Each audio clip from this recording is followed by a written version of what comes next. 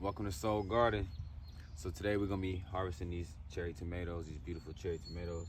I got 1, 2, 3, 4, 5 plants on this side, cherry tomatoes.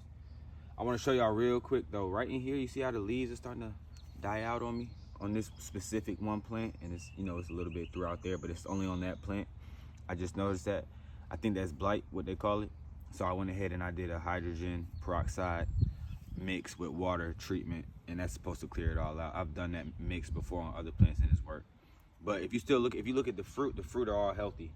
There's a little bit of black spot on that plant's fruit, just a little bit, but I even think that can come back.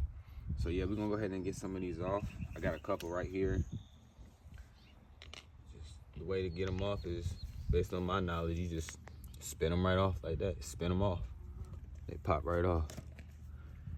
You want to get them, as they start to turn red, you want to give them a couple days, 2 to 3 days after they start turning red. Let them ripen some more before you pop them off. And I'm just going to grab a few real quick. Still got a lot more. It's a baby one, but it got its red to it, so I'm going to grab it. No, I'm going to leave it. She don't want to come off yet. This looks pretty red right here.